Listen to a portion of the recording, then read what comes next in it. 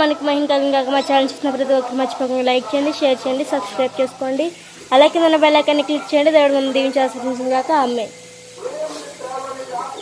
మన ప్రభువును రక్షకుడైన యేసుక్రీస్తు నామములో మీ అందరికీ కూడా నా యొక్క శుభాలు తెలియజేస్తూ ఉన్నాను. బాగున్నారు కదా? నా దీవెనకరంగా ఉండాలని, ఆశీర్వాదకరంగా ఉండాలని నా కోరిక, నా ప్రార్థన. ప్రతిరోజు కూడా మీ కొరకు, మీ బిడ్డల కొరకు మేము చేస్తున్న ప్రతి ఒక్క పనుల నిమిత్తము నేను దేవుని యొక్క దైవచనుడిగా ప్రార్థన చేస్తూ ఉన్నాను. ప్రియమైన దేవుని యొక్క బిడ్డలారా, మనము ప్రాముఖ్యమైన సమయానికి మనము వస్తాం. అయితే పాటల ద్వారా దేవుని మయం పక్షం, ఆరాధన ద్వారా దేవుని మయం పక్షం. అయితే ఇప్పుడు కొద్ది నిమిషాలు దేవుని యొక్క వాక్యంలో నుండి మనము నేర్చుకోబోతూ ఉన్నాం. గత రోజులుగా మనము రోమపత్రిక మీదే మనము కొన్ని మాటలు మనము నేర్చుకుంటూ ఉన్నాం. అంటే వచనము మనము నేర్చుకుంటూ ఉన్నాం. అయితే ప్రియమైన దేవునికి బిడ్డలారా, ఈ రోజున మనం నేర్చుకున్న అంశం మీద ఏమిటి అంటే, అయితే ఈ రోజుని ఆయన మనతో మాట్లాడుతూ ఉన్నాడు. అయితే ఆయన ఎలా మాట్లాడుతూ ఉన్నాడు అన్న విషయాన్ని మనం జ్ఞాపకం చేసుకున్నట్లయితే, ఆయన చక్కగా ఆయన వాక్యంలో నుండి ఆయన మనతో మాట్లాడుతున్నాడు. ఆయన స్నేహితుడు మాట్లాడినట్లుగా ఆయన మాట్లాడతాడు. ఒక స్నేహితుడు మాట్లాడినట్లుగా ఆయన మాట్లాడతాడు. ఆయన స్నేహితుడు కాదు, ఒక తండ్రి అన్నాడు, స్నేహితుడై అన్నాడు, రక్షకుడై అన్నాడు. అలాగే మన పట్ల గొప్ప అద్భుతాలు చేసే దేవుడు.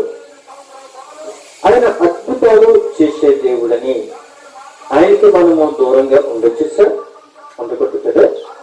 అయితే మరి ఒక విషయాన్ని మనం జ్ఞాపకం చేసుకున్నట్లయితే, మనము ఈ రోజుని మరి యొక్క అంశాన్ని మనము నేర్చుకుంటూ ఉన్నాం. ఈ రోజు మరి యొక్క అంశం ఏమిటి అని అంటే, తీర్పు తీర్చేవాడు దేవుడే. తీర్పు తీర్చేవాడు దేవుడే. ఆయన ఎక్కడున్నాడు అని ఒకసారి ఆలోచన చేసినట్లయితే, ఆయన పరలోకమందు ఉన్నాడని ఇక్కడ లేఖనాల్లో తెలియపరుస్తూ ఉన్నాడు. ఆయన ఎక్కడున్నాడు అని అంటే, ఆయన పరలోకమందు ఉన్నాడు. తీర్పు తీర్చేవాడు దేవుడు. అయితే ఆయన ఎక్కడున్నాడు అని ఒకసారి ఆలోచన చేసుకున్నట్లయితే, ఆయన పరలోకమందున్నాడు అన్న విషయాన్ని మనము ఈ రోజుని ఆ అంశం మీద మనము నేర్చుకోబోతూ ఉన్నాం. రోమపత్రిక 8వ అధ్యాయము 34వ వచనము నుండి మనము నేర్చుకోబోతూ ఉన్నాం. చూడండి, మీ యొక్క బైబిల్ కూడా తీసినట్లయితే మీ యొక్క గ్రంథాలని పరిశుద్ధాత్మ దేవుడు రోజునే దేవుని యొక్క గ్రంథముల నుండి మనతో మాట్లాడుతూ ఉన్నాడు. చూడండి ప్రియమైన రోమపత్రిక 8వ అధ్యాయము 34వ వచనమును మనం చూసుకున్నట్లయితే ఆయన ఈ విధంగా మాట్లాడుతూ ఉన్నాడు. శిక్ష విధించువాడు ఎవడు? చూడండి, శిక్ష విధించువాడు ఎవడు? సైలపోయిన క్రీస్తు యేసే. అంతేకాదు, మృతులలో నుండి లేచిన వాడును, దేవుణ్ణి కుడిపార్శ్వమున కూర్చున్నవాడును, మన కొరకు విజ్ఞాపనము కూడా చేయవడను ఆయనే. అయితే ప్రియమైన దేవుని యొక్క బిడ్డలారా, శిక్ష విధించేవాడు ఎవరు అని ఒకసారి మనము జ్ఞాపకం చూసుకున్నట్లయితే, ఆయన విధించేవారు ఎవరు? శిక్ష విధించేవారు ఎవరు అని అంటే, చనిపోయిన క్రీస్తు యేసే అంటున్నాడు. చనిపోయిన క్రీస్తు యేసే. ఆయన ఎక్కడున్నాడు అని అంటే, తండ్రి యొక్క కుడిపార్శ్వమున ఆయన ఉన్నాడు అని మనకి తెలియపరుస్తున్నాడు. చనిపోయిన క్రీస్తు యేసే, అలాగే మృతులలో నుండి లేచిన వాడు అని చెప్తూ ఉన్నాడు. మృతులలో నుండి లేచిన వాడు. మృతులలో నుండి ఎవరు లేచారు అని అంటే, ప్రవీణ యేసు క్రీస్తే ఆయన మృతులలో నుండి లేచాడు. ఆయన ఒక్కడ మాత్రమే మరణాన్ని జయించి మృత్యుంజయుడే తిరిగి లేచిన ఏకైక దేవుడు యేసుక్రీస్తు ప్రభు వారని మనకి ఈ రోజుని మనము నేర్చుకోబోతున్నాం. అయితే ప్రియమైన దగ్గర పెట్టారా, శిక్ష విధించేవాడు ఎవరు అనంటే చనిపోయిన క్రీస్తు యేసే. అయితే శిక్షించడమే కాదు, విజ్ఞాపన చేయువాడు, ఆయన తండ్రి కుడిపార్శ్వమున ఉన్నవాడు, మన కొరకు యేసు విజ్ఞాపన చేయువాడు, ఆయనే క్రీస్తు యేసు.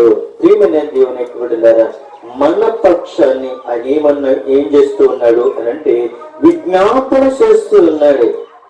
మన పట్ల తండ్రికి విజ్ఞాపన చేస్తూ ఉన్నాడు. విజ్ఞాపన చేస్తూ తండ్రి యొక్క కుడిపార్శ్వమున ఆయన ఉన్నాడు. ఆయన దేవుని యొక్క కుమారుడు. దేవుని యొక్క కుమారుడు మన పక్షాన్ని ఆయన విజ్ఞాపన చేస్తూ ఉన్నాడు. మనం ఎవరి పక్షాన్ని విజ్ఞాపన చేస్తున్నాం అని ఒకసారి మనం జ్ఞాపకం చేసుకున్నట్లయితే, మనము మన పట్లే విజ్ఞాపన తెలియపరుస్తున్నాం. మనము మన పక్షాన్నే వ్యాఖ్యలు చేస్తున్నాం. మనము మన కొరకే గొప్పలు చెప్పుకుంటూ ఉన్నాం. కానీ దేవుడు ఏం చేస్తూ ఉన్నాడు అంటే, ఆయన కొరకు గొప్పలు చెప్పుకోవటం లేదు, కానీ మన కొరకు తన తండ్రి ఎదురుగుండగా తండ్రి యొక్క కుడిపార్శ్వమున ఉండి ఆయన ఏం చేస్తూ ఉన్నాడు అనంటే విజ్ఞాపన చేస్తూ ఉన్నాడు. ఆయన మన పట్ల గొప్ప విజ్ఞాపన చేయగల సమర్థుడు నా ప్రభువైన యేసుక్రీస్తు. అయితే ప్రియమైన దేవుని యొక్క బిడ్డలారా, ఆయన మన కొరకు యేసు విజ్ఞాపన చేయవాడు, ఆయనే క్రీస్తు. క్రీస్తు మనకేమై ఉన్నాడంటే విజ్ఞాపన చేయటానికి, మన పక్షాన వ్యాఖ్యమాడటానికి, మన పక్షాన కృతజ్ఞతాస్తుతులు తండ్రికి చెల్లించడానికి ఆయన మన పక్షాన్ని ఉన్నాడు. ఎందుకంటే ఆయన తీర్పు తీర్చేవాడే, కానీ మన పక్షాన్ని ఆయన విజ్ఞాపన చేస్తూ ఉన్నాడు. మరొక విషయాన్ని మనం జ్ఞాపకం చేసుకున్నట్లయితే, ఆయన అంటున్నాడు, కీర్తన గ్రంథంలోకి మనం వెళ్ళినట్లయితే కీర్తనకారుడు ఈ విధంగా మాట్లాడుతున్నాడు. కీర్తనల గ్రంథము 118వ కీర్తనలో 6వ వచనంలో మనం చూసినట్లయితే ఆయన ఈ విధంగా ఆయన మాట్లాడుతూ ఉన్నాడు. యెహోవా నా పక్షముననున్నాడు, నేను భయపడును, నరులు నాకేమీ చేయగలరు అని చెప్తున్నాడు. దావీదు రాసిన కీర్తనలో మనం చూసినట్లయితే ఆయన ఈ విధంగా మాట్లాడుతూ ఉన్నాడు. యెహోవా నా పక్షమున ఉన్నాడు, నేను భయపడను.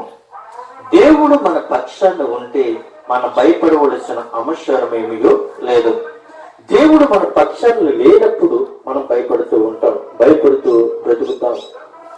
ఎప్పుడైతే దేవాంతు దేవుడు మన పక్షాన ఉన్నప్పుడు మనకి విరోధేవుడు దేవుడు మన పక్షమును ఉండగా మనకి విరోధి ఎవడు అని అంటే, విరోధు సాతానుగాడే. సాతానుగాడు మనల్ని వీడించడానికి, సాతానుగాడు మనల్ని హింసించడానికి, సాతానుగాడు అనేకమైన ఇబ్బందులు పెట్టడానికి ఈ లోకానికి ఆయన వచ్చాడు. కానీ నజరేయుడైన యేసుక్రీస్తు ఎందుకు వచ్చాడో తెలుసా? మనల్ని ప్రేమించడానికి, తన తండ్రి యొక్క రాజ్యములో ఉంచుటకును, నీతి న్యాయములను అనుసరించుటకును, ఆయన పక్షంగా అనేక మందికి ప్రార్థనలు చేయుటకును, రాజ్యం కొరకు, అధికారుల కొరకు, గ్రామాల కొరకు, దేశాల కొరకు ప్రార్థన చేయుటకును దేవుడు మనల్ని ఆయన యొక్క స్వరూపంలో మనల్ని నిర్మించుకుని ఉన్నాడు. అయితే ప్రియమైన బిడ్డలారా, ఆయన స్వరూపం ఉన్న మనము భయపడవలసిన అవసరము లేదు. ఎందుకంటే దేవుడు మన పక్షాన ఉన్నాడు కనుక. అందుకే నేను భయపడవలసిన అవసరం లేదు. నరులు నాకేం చేయగలరు? నరులు ఏమి చేయలేరు. ఈ రోజుల్లో మనకి నరులు ఏ ఉపకారము చేయరు. నరులు అపకారమే చేస్తారు, కానీ ఉపకారం ఎవరు కూడా చేయరు. ఎందుకంటే ఎవరైనా ఆపదలో ఉన్నప్పుడు, ఎవరైనా శోధనలో ఉన్నప్పుడు ప్రార్థన చేయమనంటే జడుచిపోతారు. ఎందుకంటే అయ్యో వాళ్ళకొచ్చిన సమస్య మనకు వస్తుందేమో, అలాగొచ్చిన ఇబ్బందులు మనకు వస్తాయేమో, అలాగొచ్చిన ఇరుకులు మనకు వస్తాయేమో, అలాగొచ్చిన శోధనలు మనకు వస్తాయేమో అని వాళ్ళు భయపడిపోతూ ఉంటారు. కానీ నజరుడైన యేసుక్రీస్తు ప్రభువులు వారు ఏం చేశారంటే తన జీవితాన్ని త్యాగం చేశారు. అయితే మన పక్షాన్ని ఆయన ఉన్నాడు కాబట్టి మనం భయపడవలసిన అవసరం లేదు. ఎందుకంటే నరులు మనకి ఏమీ చెయ్యలేరు. ఎందుకు అనంటే యెహోవా నా పక్షమున వహించి నాకు సహకారి అయి ఉన్నాడు. నా శత్రు విషయమైన నా కోరిక నెరవేరుట చూసేదను అని చెప్తూ ఉన్నారు. మనుషులు నమ్ముకున్నట కంటే యెహోవాను ఆశ్రయించుట మేలు. రాజులు నమ్ముకున్నట కంటే యెహోవాను ఆశ్రయించుట మేలు అని చెప్తున్నాడు. అయితే ప్రియమైన దేవునికి బిడ్డలారా, రాజులను నమ్ముకున్నా ఉపయోగం లేదు, మనుషులు నమ్ముకున్నా ఉపయోగం లేదు. ఎవరు నమ్ముకుంటే మేలు అంటే యెహోవాని నమ్ముకుంటే మేలు. దేవుడు లేకుండా నరుడు ఏమీ కూడా చేయలేదు. ఎందుకంటే నరులు వలన ఉపయోగం ఏమీ లేదు. మరి ఎవరి వలన ఉపయోగం ఉంది అనంటే యెహోవా పక్షమున మనం ఉంటే యెహోవాయే మన పక్షాన్ని ఉంటాడు. అప్పుడు మనము భయపడవలసిన అవసరము లేదు అని ప్రభు మనకి తెలియపరుస్తున్నాడు. మరి ఒక విషయాన్ని మనం జ్ఞాపకం చేసుకున్నట్లయితే ఇక్కడ మరి ఒక విషయాన్ని పరిశుద్ధాత్మ దేవుడు మాట్లాడుతూ ఉన్నాడు. సంఖ్యాకాండంలోకి వెళ్తే అక్కడ కొన్ని విషయాలు ఆయన మాట్లాడుతున్నాడు. సంఖ్యాకాండము 14వ అధ్యాయము 9వ వచనంలో మనం చూసినట్లయితే ఆయన ఈ విధంగా మాట్లాడుతూ ఉన్నాడు. మెట్టుకు మీరు యెహోవా మీద తిరగబడకుడి, ఆ దేశ ప్రజలకు భయపడకుడి, వారు మనకు ఆహారమగుదురు, వారి నీడ వారి మీద నుండి తొలగిపోయాను. యెహోవా మనకు తోడై ఉన్నాడు, వారికి భయపడకుడి. ఆయన సర్వ సమాజము వారిని రాళ్లతో కొట్టి చంపవలనగా అని చెప్తూ ఉన్నాడు. అయితే ప్రియమైన దేవునికి బిడ్డలారా, మనము వారికి భయపడకరి అని చెప్తున్నాడు. మనము ఎవ్వరికి కూడా భయపడవలసిన అవసరం లేదు. మనుషుల కొరకు కానీ, లేక రాజుల కొరకు కానీ, లేక అధికారుల కొరకు కానీ మనం ఎవరి కొరకు కూడా భయపడవలసిన అవసరము లేదు. ఎందుకంటే మనకి ఎవరు తోడున్నారు అంటే యెహోవాయే మనకి తోడై ఉన్నాడు.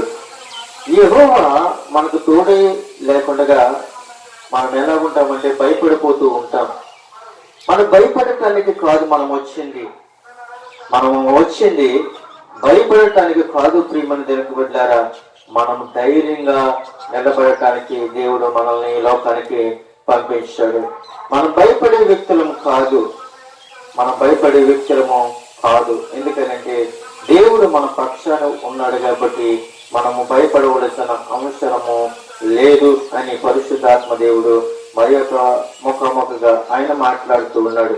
మరి ఒక మాట మనం చూసినట్లయితే మార్కు సువార్త 16వ అధ్యాయము 19వ వచనంలో మనం చూసినట్లయితే ఆయన మరి ఒకసారి మనతో మాట్లాడుతూ ఉన్నాడు. చూడండి, మీరు కూడా మీ గ్రంథాలు తెరిచినట్లయితే ఆయన ఎక్కడున్నాడు, ఆయన ఏమై ఉన్నాడు ఆయన మనకి బయలుపరుస్తూ ఉన్నాడు. చూడు ప్రియమైన దేవునికి బిడ్డలారా, ఆయన ఎలాగున మాట్లాడుతున్నాడు. ఎలా మాట్లాడుతున్నాడు? ఎలాగూ ప్రభువైన యేసు వాడితో మాట్లాడిన తరువాత పరలోకమునకు చేర్చుకొనబడిన దేవుని కుడి పార్శ్వమున ఆసీనుడై ఉన్నాడు. అయితే ప్రియమైన దేవునికి బిడ్డలారా, ఇక్కడ మరి 11 మంది శిష్యులకు భోజనములకు కూర్చున్నప్పుడు ఆయన నజరుడైన యేసుక్రీస్తు ఆ శిష్యులతో ఆయన మాట్లాడుతూ ఉన్నాడు. ఏమని మాట్లాడుతూ ఉన్నాడు అంటే ఆయన వారితో ప్రత్యక్షమై తాను లేచిన తర్వాత తన్ను చూసిన వారిని మాట నమ్మనందున వారికి అపనమ్మకము నిమిత్తము హృదయ కాఠిన్యము నిమిత్తమును వారిని గద్దిస్తూ ఉన్నాడు. అయితే ఆయన అంటూ ఉన్నాడు, మీరు సర్వలోకములకు వెళ్ళి సర్వ సృష్టికి సువార్తను ప్రకటించుడి అని చెబుతూ నమ్మి బాప్తిసము పొందినవాడు రక్షింపబడతాడు, నమ్మని వారికి శిక్ష విధింపబడుతుంది అని చెబుతూ నమ్మిన వారి ఎడల ఈ సూచక్రియలు కనబడును అని చెప్తూ ఉన్నాడు. అయితే ఏమనగా నా నామమున దయ్యములను వెళ్ళగొట్టుదురు, కొత్త భాషలను మాట్లాడుదురు, పాములను ఎత్తుపట్టుకుందరు, మరణకారము ఏదైనానో త్రాగినను అది వారికి హానికరము చేయదు, రోగుల మీద చేతులిచ్చినప్పుడు వారు స్వస్థత నొందెదరని వారితో చెప్తూ ఉన్నాడు. నిజమే ప్రియముల దినకు వెళ్ళారా, ఇక్కడ 11 మందిని శిష్యులను పిలిచి ఆయన ఈ ఆజ్ఞ ఇస్తూ ఉన్నాడు. మీరు సర్వలోకలకు వెళ్ళి సర్వ సృష్టికి సువార్తని ప్రకటించండి అని చెప్తున్నాడు.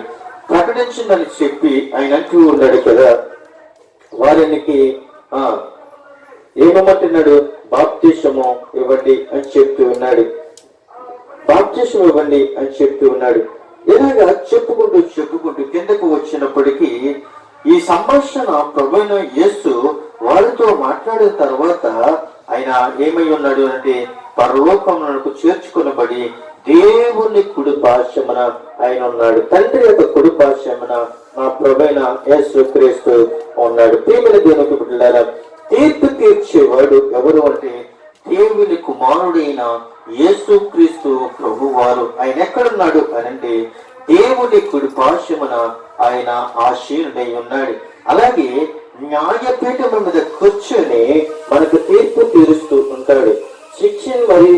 శిక్ష విధించాలన్నా క్షమించాలన్నా ఆయన తీర్పులో ఉన్నది. అందుకే ఆయన న్యాయాధిపతి అని అంటారు. ఇది ఆయన మాటలు వాస్తవము తెలియదు. ఆయన ఏమై ఉన్నాడు అనంటే న్యాయాధిపతి అయి ఉన్నాడు. ఆయన తీర్పు తీర్చేవాడు, ఆయన న్యాయాధిపతి అయి ఉన్నాడు. దేవునికి బిడ్డలారా, ఈ న్యాయాధిపతి ఎక్కడున్నాడు అనంటే దేవుని కుడి పార్శ్వమున ఉన్నట్లుగా మనం చూస్తూ ఉన్నాం.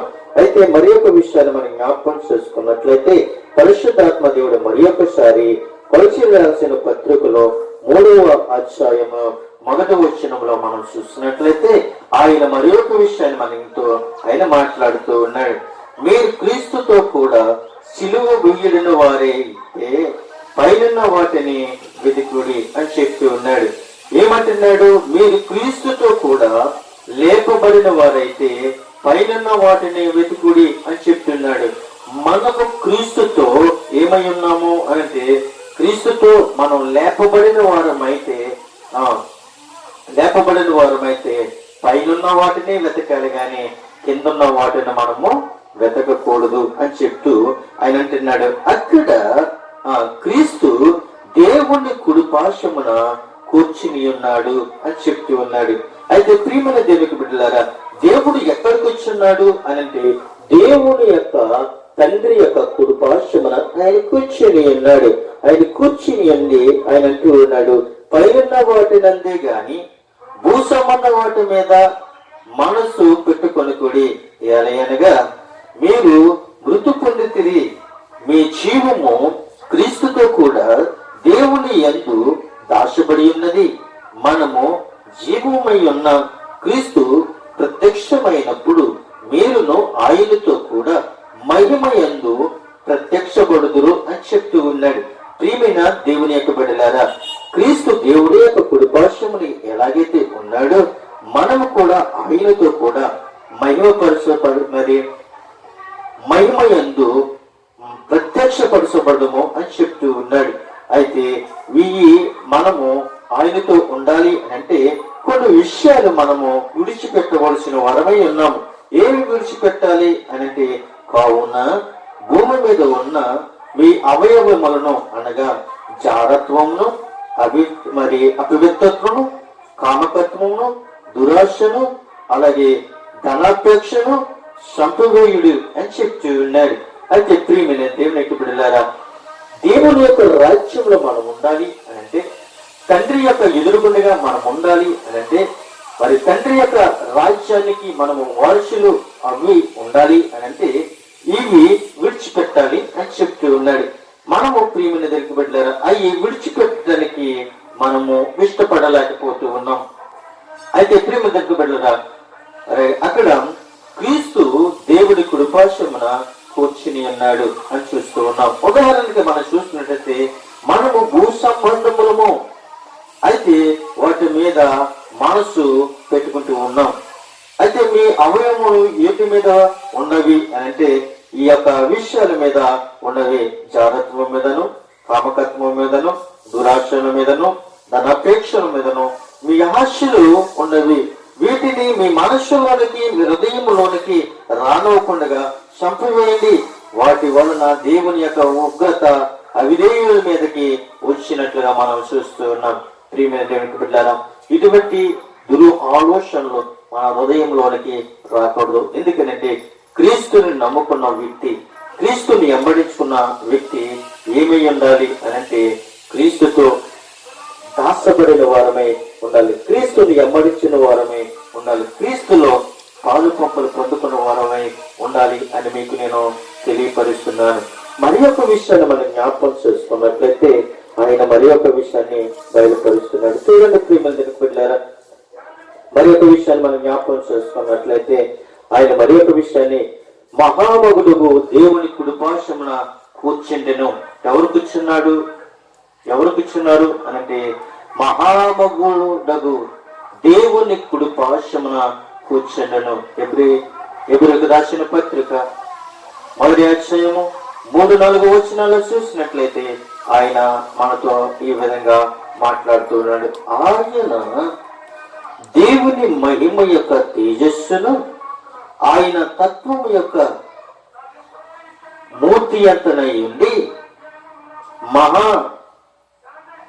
మహాత్ము గల మాట చేత సమస్తములను నిర్వహించు పాపముల విషయములో శుద్ధీకరణ దాని చేసి దేవదూతల కంటే ఎంత శ్రేష్టమైన నామమును పొందునో వారందరికీ అంటే అంత శ్రేష్ఠుడై ఉన్నత లోకమందు మహామగుడుగు దేవుని కుడిపార్శ్వమున కూర్చుని ఉన్నాడు. అనగా నీవు నా కుమారుడువు, నేను నేడు నిన్ను కనియున్నాను అని ఇదియుగాక నేను ఆయనకు తండ్రి ఉన్నందును ఆయనకు కుమారుడై ఉన్నను అని ఆ దూతలతో ఎవరితో నేను ఎప్పుడైనా చెప్పునా అంటూ ఆయన అంటూ ఉన్నాడు. మరియు ఆయన భూలోకమునకు ఆది సంభూతిని మనలా రప్పించినప్పుడు దేవుని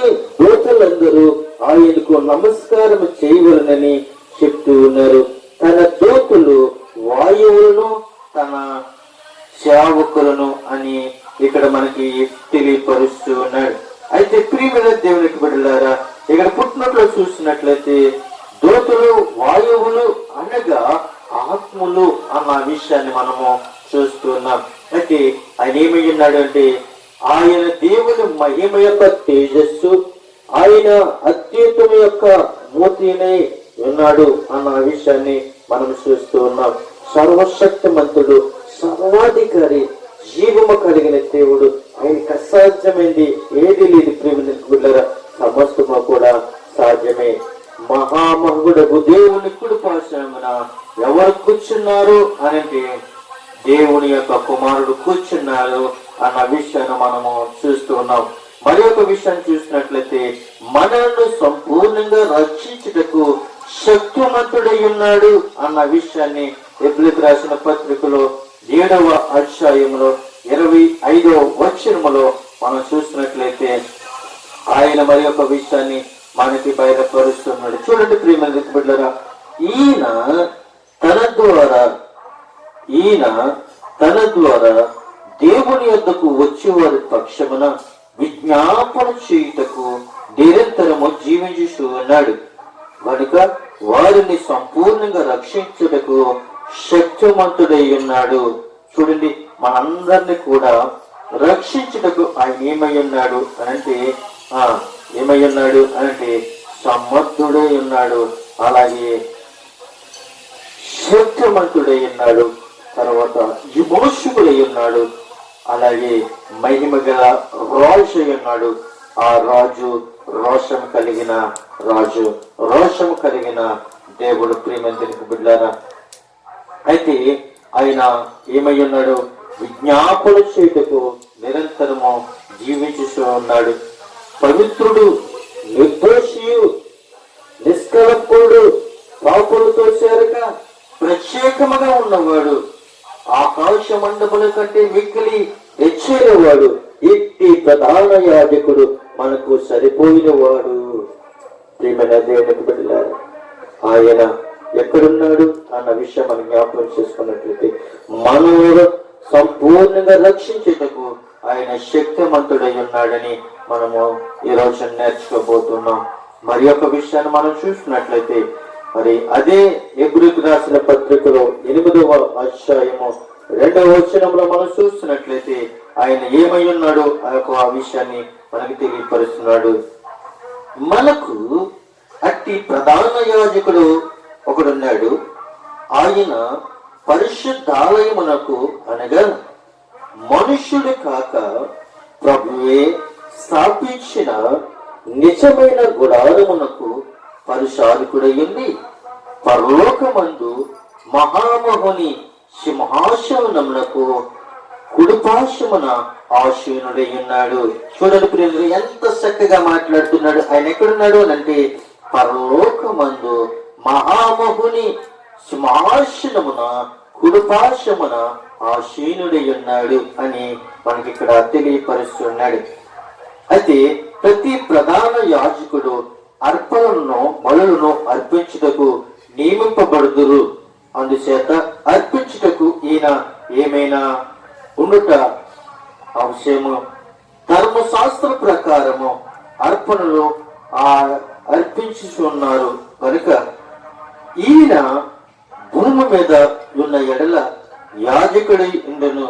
మోషే గుడారమును అమర్చబోయినప్పుడు కొండ మీద నీకు చూపింపబడిన మాదిరి చొప్పున సమస్తమును చేయుటకు జాగ్రత్త పడుము అని దేవుని చేత హెచ్చరింపబడిన ప్రకారము ఈ యాజకులు పరలోకమందును వస్తువుల సాయ రూపమైన గుడారమునందు సేవ చేదురు. ఈయనందైతే ఇప్పుడు మరి యొక్కవైన వాగ్దానములను బట్టి నియమింపబడిన మరి యొక్క వ్యక్తివైన నిబంధన మధ్యవర్తి ఉన్నాడు కనుక మరి శాశ్వతమైన సేవకత్వం పొంది ఉన్నాడు. ఏలయనగా మొదటి నిబంధన లోపం లేనివాడైతే రెండవ దానికి అవకాశము నేరదు. అయితే ఆయన అపేక్షించి వారితో ఎలాగో చెప్తూ ఉన్నాడు, ప్రభు ఇట్లనను ఇదిగో ఒక కాలము వచ్చి ఉన్నది, అప్పటిలో ఇశ్రాయేలు ఇంటి వారితోను యోధా ఇంటి వారితోను నేను కొత్త నిబంధన చేయదను.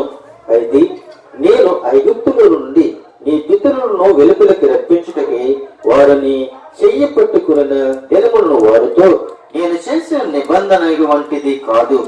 ఎలయనగా వారు నా నిబంధనలో నిలవలేరు గనుక నేను వారిని ఆలస్యం చేసి తినని ప్రభువు చెప్తూ ఉన్నాడు. ఆ దినములైన తరువాత ఇశ్రాయేలు ఇంటి వారితో నేను చెయ్యబోయే నిబంధన ఏదనగా వారు మనుష్యులు నా ధర్మ విధులను ఉంచెదను, వారి హృదయముల మీద వాటిని రాయుదును, నేను వారికి దేవుడినై ఉందును, వారు నాకు ప్రజలై ఉందురు. వారిలో ఎవడును ప్రభువును తెలుసుకొనడని తన పట్టణస్థులకైనను తన సహోదరులకైనను ఉపదేశించేవాడు వారిలో చిన్నలు మొదలుకొని పెద్దల వరకు కూడా అందరూ నన్ను తెలుసుకుందరు అని చెప్తూ ఉన్నాడు. ఎంత చక్కగా ఈ మాటలు వర్ణిస్తూ ఉన్నాడు అంటే, మీరు నాకు ప్రజలై ఉన్నారు, నేను మీకు దేవుడినై ఉన్నాను అని చెప్తూ ఉన్నాడు. అయితే మరి ఒక విషయాన్ని మనం జ్ఞాపకం చేసుకున్నట్లయితే మరి ఒక విషయాన్ని దేవుడు మనకి బయలుపరుస్తూ ఉన్నాడు. చూడండి ప్రేమ బిడ్డారా, అది హెబ్రీయులకు రాసిన పత్రికలో 9వ అధ్యాయము 24వ వచనంలో మనం చూస్తున్నట్లయితే మరి ఒక విషయాన్ని దేవుడు మనకి బయలుపరుస్తూ ఉన్నాడు. అందువలన నిజమైన పరిశుద్ధ స్థలమును పోలి హస్తకృతమైన పరిశుద్ధ స్థలములలో క్రీస్తు ప్రవేశింపలేదు గాని ఇప్పుడు మన కొరకు దేవుని సముఖమందు కనబడుట పరలోకమందే ప్రవేశించెను. అయితే కాదు, ప్రధాన యాజకుడు ప్రతి సంవత్సరము తన కాని రక్తము తీసుకుని పరిశుద్ధ స్థలములోనికి ప్రవేశించినట్లు ఆయన అనేక పరిమాణములను తను తాను అర్పించుకున్నకు ప్రవేశింపలేదు. అట్లని ఎడల జగత్ పునాదు వెయ్యబడక మొదలుకొని అనేక పరిమాణములను శ్రమ పడవలసి వచ్చును. అయితే ఆయన యుగములను సమాప్తి యందు తను తానే బలిగా అర్పించుకున్నటకు వలన పాప నివారణ చేయుటకే ఒక్కసారి ప్రత్యక్షపరచబడను. మనుషులకొక్కసారి మృతి పొందవలనని నియమింపబడిను. ఆ తరువాత తీర్పు జరుగును. ఇలాగనే క్రీస్తు అనేకుల పాపముల భరించుటకు ఒక్కసారి అర్పింపబడి తన కొరకు కనిపెట్టుకుని ఉన్న వారిని రక్షణ నిమిత్తము పాపము లేకుండా రెండోసారి ప్రత్యక్షమగును అని చెప్తూ ఉన్నాడు. ఆయన ప్రియమందరికి బిడ్డారా, మనమైతే పాపం చేసి పాపాన్ని మూటగట్టుకుంటున్నాం కానీ మన పాపముల కొరకు ఆయన ఒక్కసారి బలైపోయినట్లుగా మనం చూస్తూ ఉన్నాం. అయితే మరి ఒక విషయం చూసి నేను ముగించాలని ఇష్టపడుతూ ఉన్నాను. చూడండి ప్రియమందరి దేవునికి బిడ్డలారా, మొదటి యోహాను పత్రిక 2వ అధ్యాయము మరి 1వ వచనంలో చూసినట్లయితే, నీతిమంతుడైన యేసు క్రీస్తు అను ఉత్తరవాది తండ్రి యొద్ద మనకున్నాడు. ఆయన ఏమై ఉన్నాడు? ఉత్తరవాది. ఆయన ఎక్కడున్నాడు అనంటే తండ్రి యొద్ద మనకున్నాడు. ఆయన నీతిమంతుడై ఉన్నాడు, ఉత్తరవాదై ఉన్నాడు. మన యొక్క పక్షాన్ని తండ్రి యొద్ద ఆయన ఉన్నట్లుగా మనం చూస్తూ ఉన్నాం. నా చిన్న పిల్లలారా, మీరు పాపము చేయకుండాకే సంగతులను మీకు రాయిస్తున్నాను. ఎవడైనా పాపము చేసిన ఎడల అని చెప్తూ ఉన్నాడు. ఎవడైనా పాపం చేసిన ఎడల నీతిమంతుడైన యేసు క్రీస్తు అనే ఉత్తరవాది తండ్రి వద్ద మనకున్నాడు. మనం పాపం చేయకూడదు. పాపం చేస్తే మనకి దేవుని యొక్క రాజ్యంలో మనం ఉన్నప్పుడు మనకున్నారా, ఆయన మనకు అనేకమైన విషయాలు మనకు నేర్పిస్తూ ఉన్నాడు. అనేకమైన మాటలు మనకి నేర్పిస్తూ ఉన్నాడు. ప్రతిరోజు ఆయన మాట్లాడుతూ ఉన్నాడు. ఆయన మన పక్షాన్ని ఉండి అనేకమైన అద్భుత కార్యాలు జరిగిస్తూ ఈ మాటలు వింటున్న మీరందరూ కూడా దీవునికరంగా ఆశీర్వాదకరంగా ఉండాలని నేను కోరుకుంటూ ఉన్నాను. ఎందుకంటే దేవుడు ఎక్కడున్నాడు అన్న విషయాన్ని మనం జ్ఞాపకం చేసుకున్నట్లయితే ఆయన దేవుని యొక్క కుడి పార్శ్వమునున్నాడు అన్న విషయాన్ని మనము మర్చిపోకూడదు. క్రీస్తు లేకుండా మనం దేవుని యొక్క రాజ్యంలోనికి వెళ్ళలేము. క్రీస్తు న్యాయపీఠం మీద కూర్చున్నాడు. ఆయన న్యాయాధిపతి ఉన్నాడు. క్రీస్తు లేకుండా మనం బ్రతకలేము. క్రీస్తు రక్తము లేకుండా మనం బ్రతకలేము. క్రీస్తు ఎమోషనల్ లేకుండా మనం బ్రతకలేము. క్రీస్తు మన పక్షాన్ని ప్రాణం పెట్టకపోతే మనం బ్రతకలేము. క్రీస్తు మన కొరకు చనిపోయాడు. క్రీస్తు యొక్క శరీరము నాంగలు దున్నబడినట్లుగా దున్నబడింది. అయితే ప్రియమైన దేవునికి వదిలారా, ఈ రోజు నువ్వేమై ఉన్నావో ఒకసారి మీరు జ్ఞాపకం చేసుకోండి. మన పక్షాన ఆయన ఉన్నాడు. మన పక్షాన ఆయన వ్యాజ్యమాడుతున్నాడు. మన పక్షాన విజ్ఞాపన చేస్తున్నాడు. మన పక్షాన దేవుణ్ణి వేడుకుంటున్నాడు. ఆ దేవుడు ఎవరు అంటే నజరుడైన యేసు క్రీస్తు. ఆయన ఎక్కడున్నాడు అంటే తండ్రి యొక్క కుడి పార్శ్వమున ఉన్నాడని నేను నమ్ముతున్నాను. మీరు కూడా నమ్మనట్లయితే దేవుని యొద్దకు మీరు రండి. దేవుని యొక్క ఆశీస్సులు మీరు పొందుకోవాలని కోరుకుంటూ నా మాటలను ముగిస్తున్నాను. కొద్ది మాటలు దేవుడు దించిన గాక. ఆమేన్.